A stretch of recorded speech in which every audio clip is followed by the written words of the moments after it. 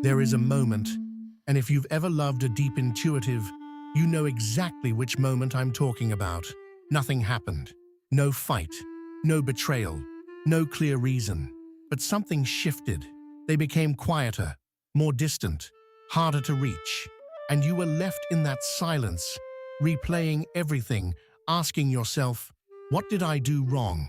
This video will not tell you that you did nothing wrong. It will tell you something more precise, something most people never see while they're still inside it. And if you're an INFJ, an INFP, an INTJ, or an INTP, what I call deep intuitives, this pattern is not random for you. It follows something structural, something in how your psychology is built. And Carl Jung described exactly why, decades before any of these types had names. These are the 4 things deep intuitives do in love that confuse almost everyone. And once you understand why they happen, you will never look at this pattern the same way again. If this already sounds like something you've lived, stay with me. And if you're new here, subscribe now. This channel goes places most psychology content is afraid to go. Now let's begin. The first thing, they sense the end before the beginning fully starts. Early in the relationship, sometimes in the first weeks, a deep intuitive feels something. Not a red flag, not a clear incompatibility, something quieter than that. A mismatch in rhythm, a gap in psychological depth, a direction that doesn't quite align. They can't always name it, but they feel it. Jung would say, the unconscious is detecting a pattern before the conscious mind can articulate it. The deeper mind already knows something, and it's asking a question that never fully turns off. Where does this lead? But here is what surprises everyone. They don't leave. They stay. They open up. They try. They explore the connection fully. And from the outside, it looks like real love, because in many ways, it is. But part of them was always watching. From the very beginning, quietly, in the background, a part of them was already asking, where does this lead? Now tell me in the comments, have you ever been with someone who seemed fully present, and yet you could feel them observing the relationship from a distance, even in the good moments? I read every single comment. The second thing, they don't fall in love with you.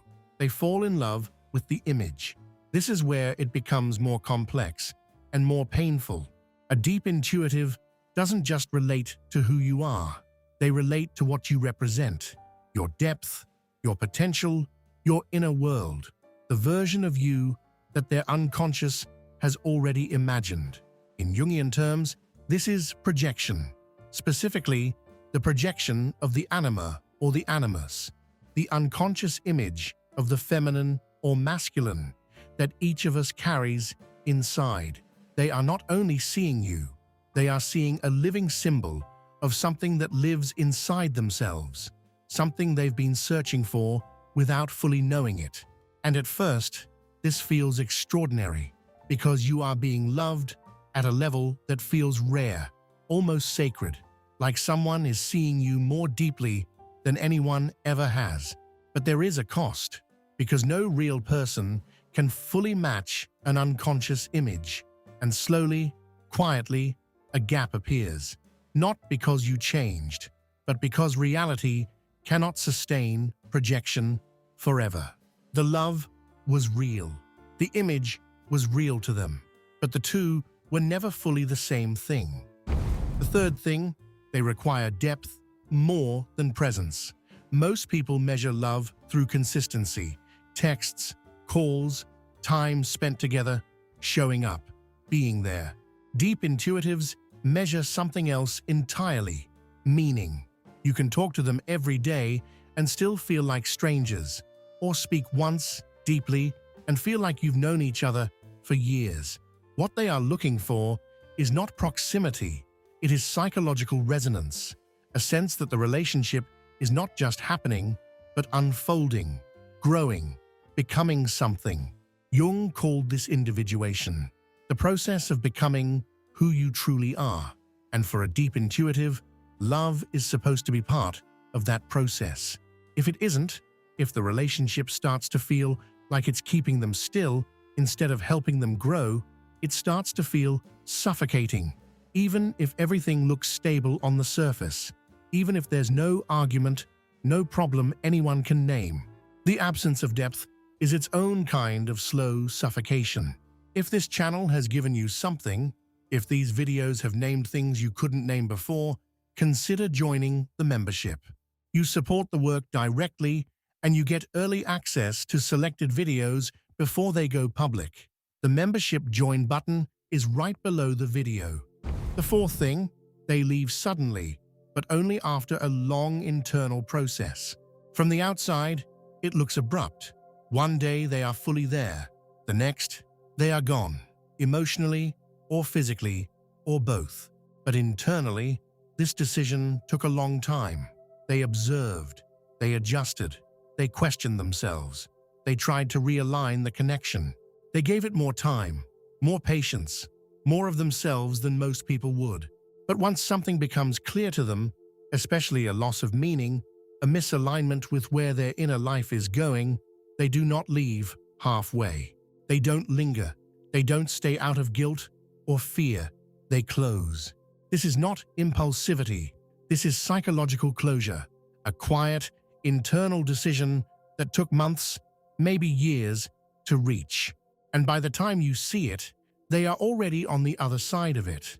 That is why it feels like they disappeared, because emotionally, they left long before the last conversation. So if you've experienced this, whether you were the one who stayed or the one who left, the question is not who was right. That question will never give you what you're looking for. The real question is, what was happening underneath the surface that no one could name while it was happening? Because when you can finally see the pattern, when you can name the unconscious process that was running the whole time, something changes. You stop chasing explanations that were never at the level where the decision was actually made.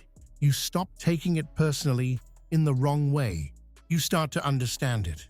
And once you understand it, you don't just experience love differently. You experience yourself differently. If this landed, subscribe, because the journey doesn't stop here. Share it with someone who needs to hear it. This is wisdom and happiness, and the way a deep, intuitive loves is not chaotic. It is deeply ordered by a logic that runs beneath the surface long before anyone names it.